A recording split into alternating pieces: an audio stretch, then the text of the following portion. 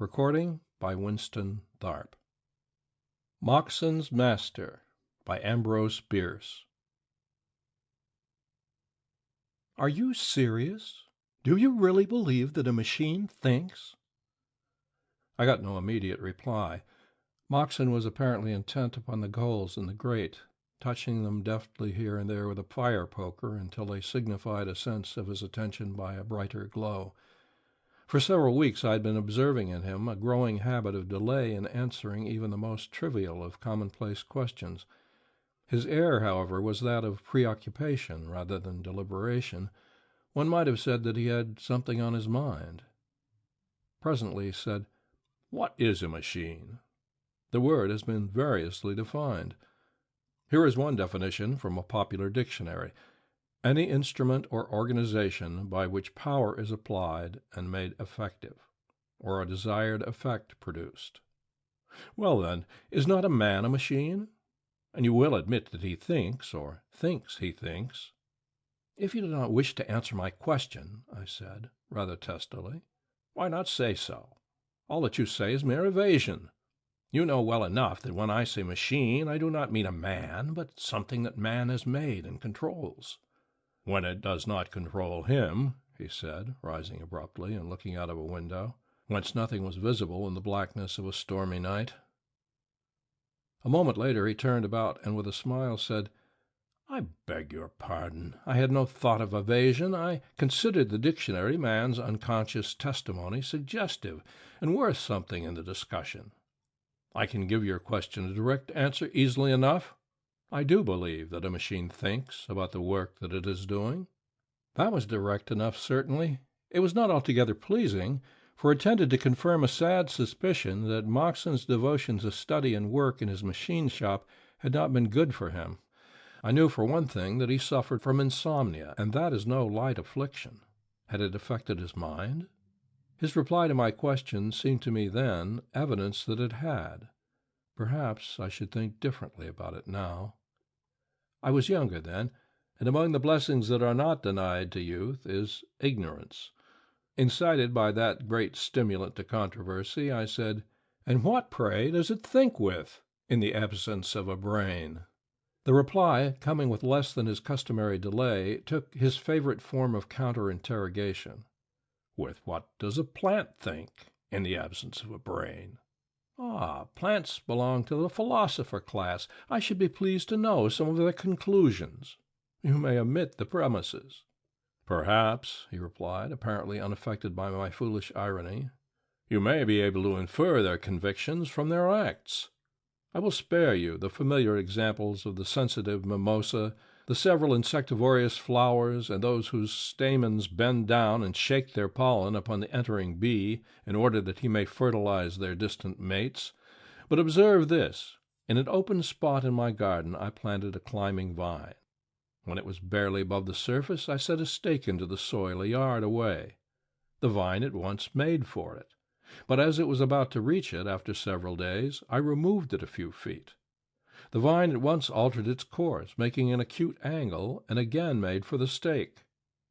This maneuver was repeated several times, but finally, as if discouraged, the vine abandoned the pursuit, and ignoring further attempts to divert it, traveled to a small tree further away, which it climbed. Roots of the eucalyptus will prolong themselves incredibly in search of moisture. A well-known horticulturist relates that one entered an old drain-pipe and followed it until it came to a break, where a section of the pipe had been removed to make way for a stone wall that had been built across its course. The root left the drain and followed the wall until it found an opening where a stone had fallen out. It crept through and, following the other side of the wall back to the drain, entered the unexplored part and resumed its journey. And all this? Can you miss the significance of it? It shows the consciousness of plants. It proves that they think. Even if it did, what then? We were speaking not of plants, but of machines. They may be composed partly of wood that has no longer vitality, or wholly of metal. Is thought an attribute also of the mineral kingdom? How else do you explain the phenomena, for example, of crystallization? I do not explain them. because you cannot without affirming what you wish to deny, namely, intelligent cooperation among the constituent elements of the crystals. When soldiers form lines or hollow squares, you call it reason. When wild geese in flight take the form of a letter V, you say instinct. When the homogeneous atoms of a mineral, moving freely in solution, arrange themselves into shapes mathematically perfect, or particles of frozen moisture into the symmetrical and beautiful forms of snowflakes, you have nothing to say. You have not even invented a name to conceal your heroic unreason." Moxon was speaking with unusual animation and earnestness. As he paused, I heard in an adjoining room known to me as his machine shop, which no one but himself was permitted to enter, a singular thumping sound, as of someone pounding upon a table with an open hand. Moxon heard it at the same moment, and, visibly agitated, rose and hurriedly passed into the room whence it came. I thought it odd that anyone else should be in there, and my interest in my friend, with doubtless a touch of unwarrantable curiosity, led me to listen intently, though I am happy to say not at the keyhole. There were confused sounds as of a struggle or scuffle. The floor shook. I distinctly heard hard breathing and a hoarse whisper which said, "Damn you!" Then all was silent, and presently Moxon reappeared, and said with a rather sorry smile, "Pardon me for leaving you so abruptly. I have a machine in there that lost its temper and cut up rough."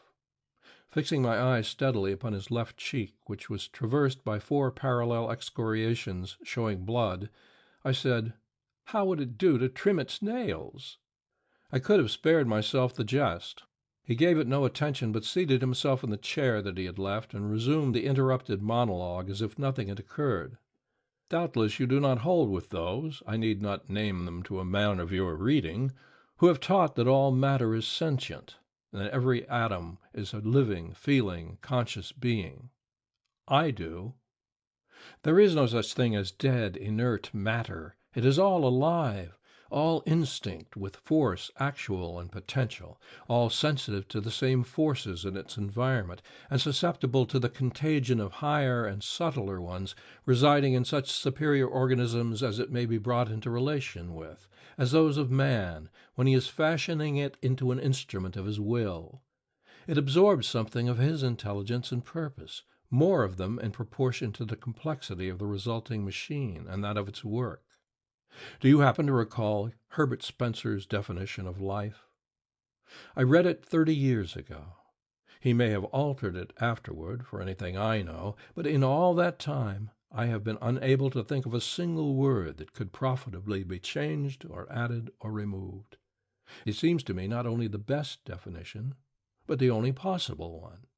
Life, he says, is a definite combination of heterogeneous changes, both simultaneous and successive, in correspondence with external coexistences and sequences. That defines the phenomenon, I said, but gives no hint of its cause. That, he replied, is all that any definition can do. As Mill points out, we know nothing of cause except as an antecedent, nothing of effect except as a consequent. Of certain phenomena, one never occurs without the other, which is dissimilar. The first, in point of time, we call cause; the second, effect. One who had many times seen a rabbit pursued by a dog, and had never seen rabbits and dogs otherwise, would think the rabbit the cause of the dog. But I fear, he added, laughing naturally enough, that my rabbit is leading me a long way from the track of my legitimate quarry. I'm indulging in the pleasure of the chase for its own sake. What I want you to observe is that in Herbert Spencer's definition of life, the activity of a machine is included. There is nothing in the definition that is not applicable to it. According to this sharpest of observers and deepest of thinkers, if a man during his period of activity is alive, so is a machine when in operation. As an inventor and constructor of machines, I know that to be true. Moxon was silent for a long time, gazing absently into the fire. It was growing late, and I thought it time to be going, but somehow I did not like the notion of leaving him in that isolated house, all alone except for the presence of some person of whose nature my conjectures could go no further than that it was unfriendly, perhaps malign. Leaning toward him and looking earnestly into his eyes while making a motion with my hand through the door of his workshop, I said, "Moxon, whom have you in there?" Somewhat to my surprise, he laughed lightly and answered without hesitation, "Nobody. The incident that you have in mind was caused by my folly in leaving a machine in action with nothing to act upon, while I undertook the interminable task of enlightening your understanding. Do you happen to know that consciousness is the creature of rhythm?" "Oh, bother them both!" I replied, rising and laying hold of my overcoat. "I'm going to wish you good night, and I'll add the hope that the machine which you inadvertently left in action will have her gloves on the next time you think it needful to stop her." Without waiting to observe the effect of my shot, I left the house. Rain was falling, and the darkness was intense. In the sky beyond the crest of a hill toward which I groped my way along precarious plank sidewalks and across miry, unpaved streets, I could see the faint glow of the city's lights, but behind me nothing was visible but a single window of Moxon's house. It glowed with what seemed to me a mysterious and fateful meaning. I knew it was an uncurtained aperture in my friend's machine shop, and I had little doubt that he had resumed the studies interrupted by his duties as my instructor in mechanical consciousness and the fatherhood of rhythm. Odd, and in some degree humorous, as his convictions seemed to me at that time, I could not wholly divest myself of the feeling that they had some tragic relation to his life and character, perhaps to his destiny, although I no longer entertained the notion that they were the vagaries of a disordered mind. Whatever might be thought of his views, his exposition of them was too logical for that. Over and over, the last words came back to me. Consciousness is the creature of rhythm. Bald and terse as the statement was, I now found it infinitely alluring. At each recurrence it broadened in meaning and deepened in suggestion. Why, here, I thought, is something upon which to found a philosophy. If consciousness is the product of rhythm, all things are conscious, for all have motion, and all motion is rhythmic. I wondered if Moxon knew the significance and breadth of his thought, the scope of this momentous generalization, or had he arrived at his philosophical faith by the tortuous and uncertain road of observation? That faith was then new to me, and all Moxon's expounding had failed to make me a convert. But now it seemed as if a great light shone upon me, like that which fell upon Saul of Tarsus. And out there in the storm and darkness and solitude I experienced what Lewes calls the endless variety and excitement of philosophical thought. I exulted in a new sense of knowledge, a new pride of reason.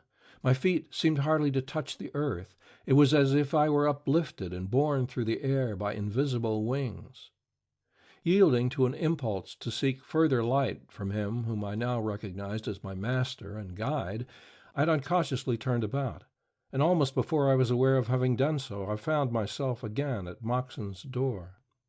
I was drenched with rain, but felt no discomfort.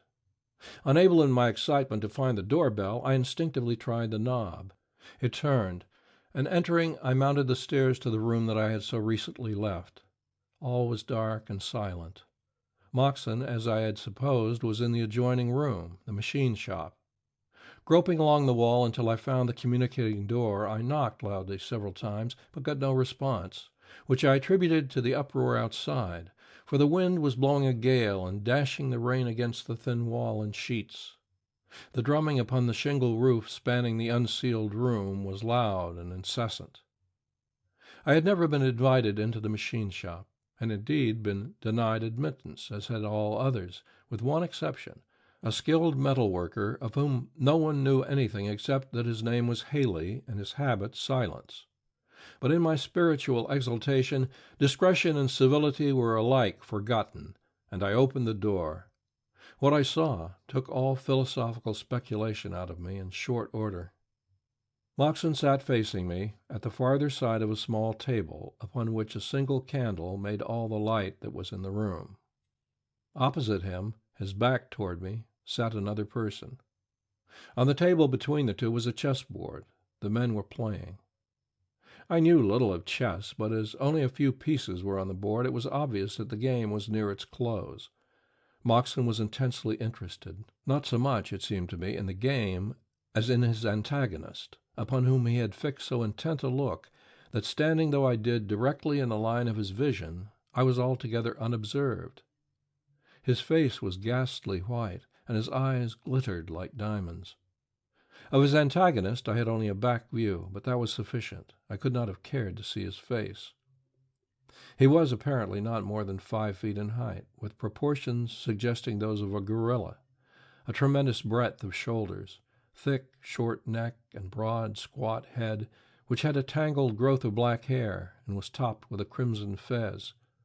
A tunic of the same color, belted tightly to the waist, reached the seat, apparently a box, upon which he sat. His legs and feet were not seen. His left forearm appeared to rest in his lap. He moved his pieces with his right hand, which seemed disproportionately long. I had shrunk back and now stood a little to one side of the doorway and in shadow. If Moxon had looked farther than the face of his opponent, he could have observed nothing now except that the door was open. Something forbade me either to enter or retire, a feeling, I know not how it came, that I was in the presence of an imminent tragedy, and might serve my friend by remaining. With a scarcely conscious rebellion against the indelicacy of the act, I remained. The play was rapid. Moxon hardly glanced at the board before making his moves, and to my unskilled eye seemed to move the piece most convenient to his hand, his motions in doing so being quick, nervous, and lacking in precision.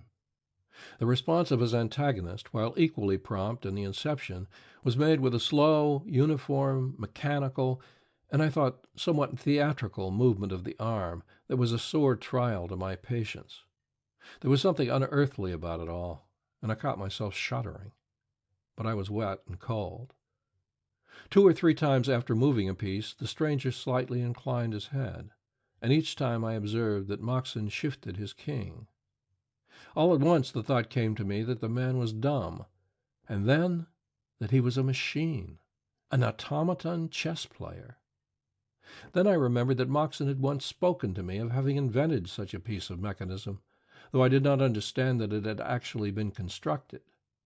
Was all his talk about the consciousness and intelligence of machines merely a prelude to eventual exhibition of this device, only a trick to intensify the effect of its mechanical action upon me and my ignorance of its secret? A fine end, this, of all my intellectual transports, my endless variety and excitement of philosophical thought. I was about to retire in disgust, when something occurred to hold my curiosity. I observed a shrug of the thing's great shoulders, as if it were irritated, and so natural was this, so entirely human, that in my new view of the matter it startled me. Nor was that all, for a moment later it struck the table sharply with its clenched hand. At that gesture, Moxon seemed even more startled than I. He pushed his chair a little backward, as in alarm. Presently Moxon, whose play it was, raised his hand high above the board, pounced upon one of the pieces like a sparrow-hawk, and with the exclamation, "Checkmate!" rose quickly to his feet and stepped behind his chair. The automaton sat motionless. The wind had now gone down, but I heard at lessening intervals and progressively louder the rumble and roll of thunder. In the pauses between, I now became conscious of a low humming or buzzing, which, like the thunder, grew momentarily louder and more distinct. It seemed to come from the body of the automaton, and was unmistakably a whirring of wheels. It gave me the impression of a disordered mechanism which had escaped the repressive and regulating action of some controlling part, an effect such as might be expected if a pawl should be jostled from the teeth of a ratchet wheel. But before I had time for much conjecture as to its nature, my attention was taken by the strange motions of the automaton itself. A slight but continuous convulsion seemed to have possession of it. In body and head it shook like a man with palsy or an ague chill, and the motion augmented every moment until the entire figure was in violent agitation. Suddenly it sprang to its feet, and with a movement almost too quick for the eye to follow, shot forward across table and chair with both arms thrust forth to their full length, the posture and lunge of a diver. Moxon tried to throw himself backward out of reach, but he was too late. I saw the horrible thing's hands close upon its throat, his own clutch its wrists. Then the table was overturned, the candle thrown to the floor and extinguished, and all was black dark. But the noise of the struggle was dreadfully distinct, and most terrible of all were the raucous, squawking sounds made by the strangled man's effort to breathe. Guided by the infernal hubbub, I sprang to the rescue of my friend, but had hardly taken a stride in the darkness when the whole room blazed with a blinding white light that burned into my brain and heart and memory a vivid picture of the combatants on the floor. Moxon underneath, his throat still in the clutch of those iron hands, his head forced backward, his eyes protruding, his mouth wide open and his tongue thrust out, in horrible contrast, upon the painted face of his assassin, an expression of tranquil and profound thought, as in the solution of a problem in chess. This I observed, then all was blackness and silence. 3 days later I recovered consciousness in a hospital. As the memory of that tragic night slowly evolved in my ailing brain, I recognized in my attendant Moxon's confidential workman, Haley. Responding to a look, he approached, smiling. "Tell me about it," I managed to say faintly. "All about it." "Certainly," he said.